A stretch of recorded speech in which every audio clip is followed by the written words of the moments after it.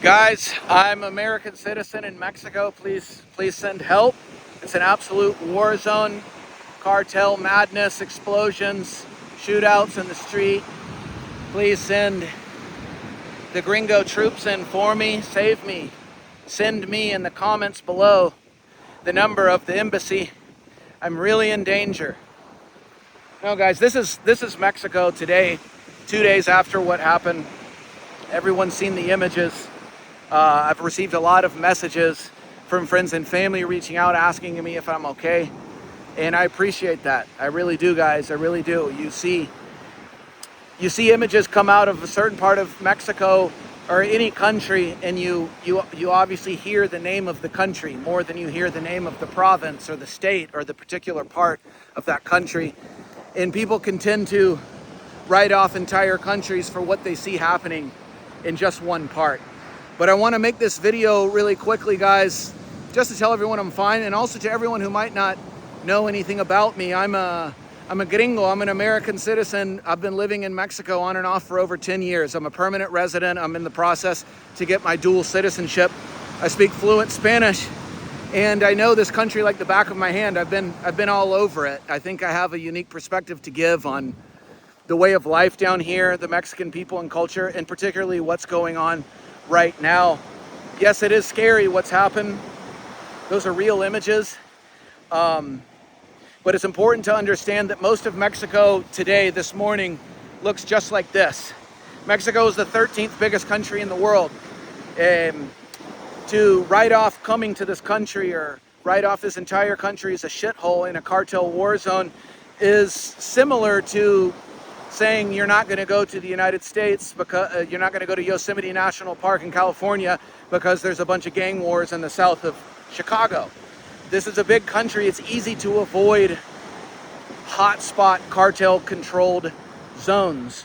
Yes, there was demonstrations and cars being blown up in shootouts in many parts all over the country.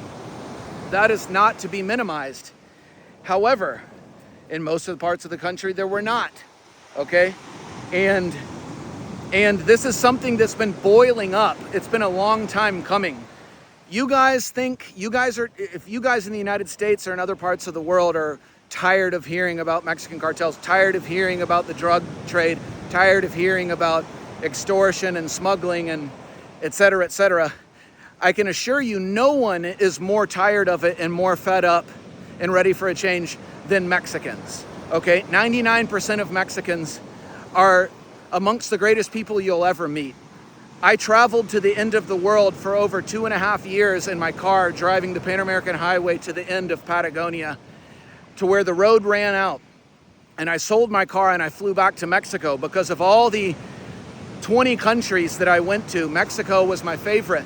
It was my favorite, not just because of the beautiful landscapes, but also because of the beautiful, rich culture, obviously the food, but more importantly than anything, the people.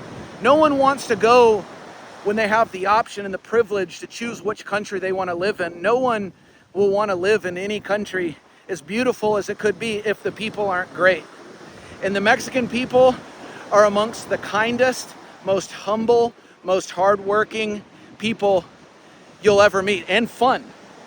And I've seen a lot of bullshit, super right-wing propaganda and sensationalism on the internet the past couple days. Lots of people saying, this is who the Democrats want to come into your country. This is why they want to, these are the people coming across the border. Deport them all. No, quite the contrary, actually. The people coming across the border, and I don't want to get into immigration, guys. I don't believe in open borders. I believe that people do need to be deported if they've come into the country illegally and they're committing crimes and they're bad people. I believe in that 100%.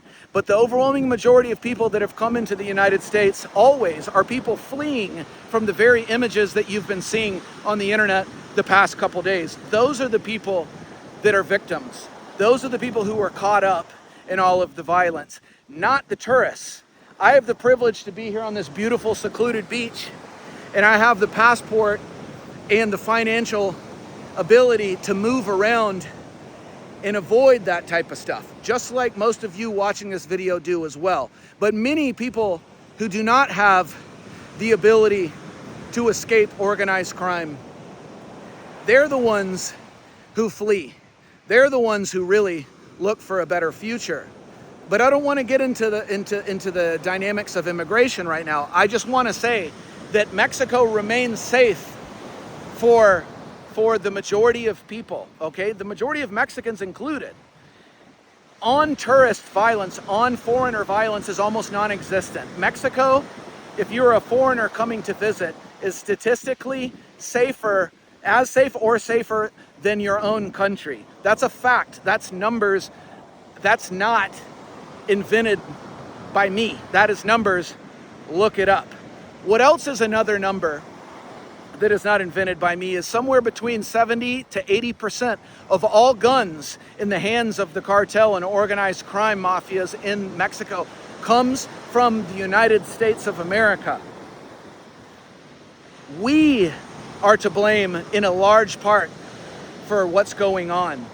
We consume all the drugs, which is also not an invented number, which is stats. I include everyone to look it up. Big facts, as the kids like to say, is that the United States is number one in almost every single drug-related statistic. Drug use, drug abuse, drug addiction, drug overdose. Look it up. The United States is number one. We are to blame for that. Our politicians is to blame for that, for allowing big pharma to absolutely poison and addict our society, and all the corrupt-ass doctors which have been prescribing us Lortabs and narcotics for years for a headache or a little shoulder ache. We've become an addicted society, and we look to medicate that with legal and illegal drugs. Wherever there is a demand, there will be a supply. And what would happen if you lived in a country? I just ask you, be a little empathetic. Put yourself in Mexican shoes. If you lived in a country and in a part of the country where you did not have much disposable income, you didn't have a very solid financial situation, and the only people who had guns and the only people who had money are the bad guys, what would happen? You would be maybe incentivized to get a little bit of money. Now, I'm not justifying joining organized crime by any means. I'm trying to paint a picture as to why the corruption and the justice in this country has become so skewed. They are more well equipped than the Mexican government, or they're at least on par, okay? And this is the United States' fault.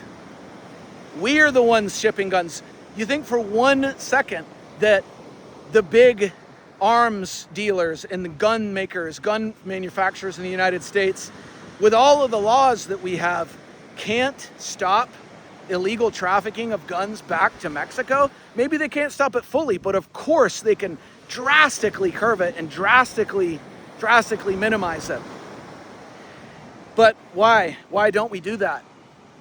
Research the history of the CIA, research the history of Operation Condor, all types of things. The North American Free Trade Agreement. Why is there parts of Mexico that don't have access to free water but have Coca-Cola shipped in every single day? I could go on and on and on and on, guys. And I'm not one of these America-hating gringos. I promise you, I love my country. I'm proud of many things about my country. I'm going for dual citizenship in Mexico, but I would never give up my U.S. passport. All I want is for us to band together and to realize that we have a shared responsibility with this. Economic coercion, all types of things that has contributed to this current day situation in Mexico. So don't look at these images of Mexico and say, what a shithole country, what a corrupt country. They're out of control. We need to close the borders and deport them all. No, do some research, have a little bit of humility, look in the mirror, figure out how you yourself can combat what's happening. Stop taking licks of cocaine on the weekend. Every time I go back to the United States, I meet more and more people doing cocaine. I meet more and more people that are normalizing drug use. It's absolutely ridiculous, okay? Know that Mexico remains, it's the 6th or 7th most touristy country in the entire world. Something like 50 million people came here last year. It did not get to this place in the global list of tourism by being a shithole, dangerous country. Yes, it's dangerous for certain people. It's not dangerous for foreigners unless you go looking for problems. It's dangerous for people that are caught up in the sick drug trade and this corrupt, rotten system that, yes, Mexico has a lot to blame for it in terms of corruption and inaccountability, but so does the United States in terms of corruption and unaccountability. So just signing out from Mexico, guys, from a beautiful, secluded beach. No current active war cartel zone here. This is what most of Mexico looks like today. You're safe to come here. Don't cancel your trips.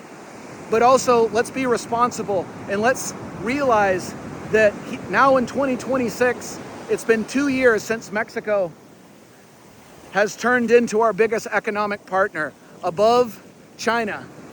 They're our nearest neighbor. Everyone loves Mexican culture and Mexican food. And if you really know Mexicans, you love them too, okay? We need each other more than ever. We need to figure out how to work together and create stability in a healthy, unaddicted society, in a safe society with less illegal guns in the hands of bad people. And it's up to us to do that together, okay? It's up to us to do that together. I love Mexico. I love the United States. Que viva una América unida. Let's unite together in the American continent. And let's figure out how to get through this, guys. But don't give in. Don't give in to despair and all the negative, sensationalist, and xenophobic news that you're seeing. And know I'm safe. I'm safe, Mom. I'm safe, Dad. Love y'all.